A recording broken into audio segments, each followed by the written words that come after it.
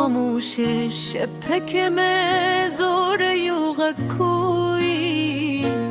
ده تروخت مات خاطر راجوندی کوی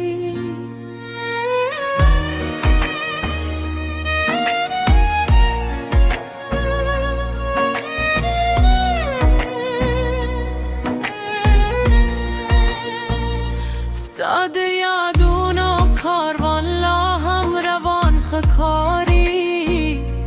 زمت زاره هر کوس خفه جانان خکاری ماد سپوجم بانا در نپوختن بیا و کاره حقی ویل انسان پخبل بیمان خکاری هر مشکات در شایو پته در پرپیروتی دا خایسته دنیا دنن قبرستان خکاری وقتن داره غنده هر سراخ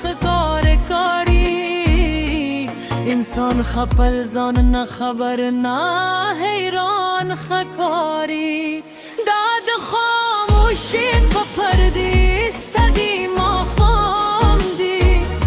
هر طرف تدی یادونو خالی پیغام دی دروح آواز صبح ناری پدی شور که هر انسان دل تد خپل درد غلام دی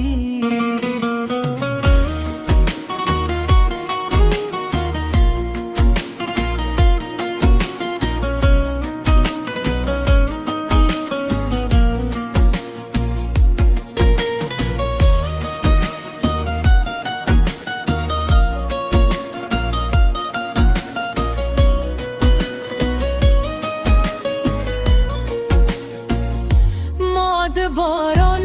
ند خاموش و خوراز واخیس هر ساس که یو ورک شوی ارمان خکاری ببینن خار که وفانن سبا کم خکاری هر سک دلت دمطلب پلو روان خکاری کل چه زرونه د نفرت تکیار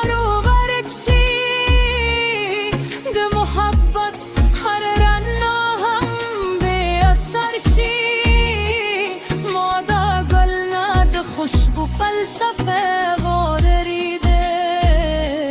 حقیقی الانسان چه بدل شی هر سه بدل شی داد خاموش سفر دیست تری ما خامدی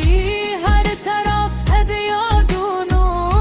خالی پیغام دی که یو ورز انسان دزر آواز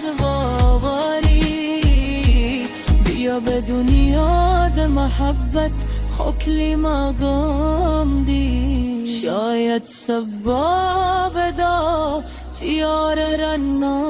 رناشی شاید انسان بیاد انسان پشان پیدا شی